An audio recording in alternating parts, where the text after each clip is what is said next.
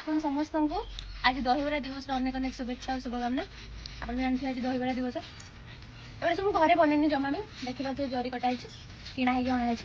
ଯେହେତୁ ଦହିବରା ଦିବସ ଆଉ ଆମ 2 ଜଣ ଯାକଙ୍କର ଦହିବରା ବହୁତ ପ୍ରିୟ, ମୁଁ ସେଠି ତାଙ୍କୁ କହିଲି ଶୀଘ୍ର ଯାଅ ଗାଧେଇକି ଆଜି ଯାଇକି ଦହିବରା ନେଇ ଆସ, ଆମେ ଆଜି ଖାଇବା। ଏତେ ବଡ଼ ଦିନଟା ସେଲିବ୍ରେଟ୍ କରିବା ନା ନାଇଁ, ସେଥିପାଇଁ ସେ ଯାଇକି ସାଙ୍ଗେ ସାଙ୍ଗେ ଦହିବରା ନେଇ ଆସିଲେ। ସେ ଭାଇ ପିଆଜ ବୋଧେ ସ୍ମେଲ୍ କରିବ କି କ'ଣ, ପିଆଜ ଦେଇନାହାନ୍ତି। ଆମ ଘରେ ବି ପିଆଜ ସରିଯାଇଛି, ସେଥିପାଇଁ ଯାହା ଅଛି ସେଥିରେ କାମ ଚଳେଇଦେବା କଥା ଆଉ। ପ୍ରସ୍ତୁତ ହେଇଗଲା ଦହିବରା ଆଉ କ'ଣ ଆଳୁଦମ୍ ହେଲା।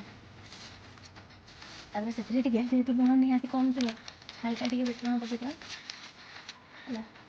ବିଟ ଲୁଣ ପକେଇଦେବା। ଆଉ ଏଇ ଦହିରେ ସ୍ପେଶାଲି ହେଉଛି ଯେଉଁ ଦହିରେ କଞ୍ଚା ଲଙ୍କା, ଟିକେ ଜିରା ଗୁଣ୍ଡ, ଟିକେ ଲୁଣ ଆଉ କ'ଣ କଞ୍ଚା ଲଙ୍କା, ହଁ ଗୋଲମରିଚ ପାଉଡ଼ର ବି ଟିକେ ପକେଇପାରିବ, କିନ୍ତୁ ବେଶୀ ରାଗ ହେଇଯିବ। ତେଣୁ କଞ୍ଚା ଲଙ୍କା ଟିକେ, ଲୁଣ ଟିକେ, ଜିରା ଗୁଣ୍ଡ, ଲଙ୍କା ଗୁଣ୍ଡ ପକେଇକି ଯେଉଁ ପାଗ ଗୋଟେ କରିକି ପିଇବୁ ଯେଉଁ ଟେଷ୍ଟ, ଯେହେତୁ ଆମେ 2 ଜଣ ଯାକ ଲଙ୍କା ଖାଏନି, ମୁଁ ତ ଅଳ୍ପ ଟିକେ ଖାଏ, ସିଏ ତ ଜମା ବି ଖାଆନ୍ତିନି। ସେଥିପାଇଁ ଏ ଦହି ପାଣିଟା ପଛରେ ବ୍ୟବସ୍ଥା କରିବା। ତେଣୁ ଆଗେ ଚାଲନ୍ତୁ ଦହିବରା ଖାଇଦେବା। ଆଉ ଆପଣ ସମସ୍ତଙ୍କୁ ଏଇ ପ୍ଲେଟ୍ରୁ ଟିକେ ନିଅନ୍ତୁ, ଆଉ ମୁଁ ଟିକେ ଖାଇକି କହିଦେଉଛି କେମିତି ହେଇଛି।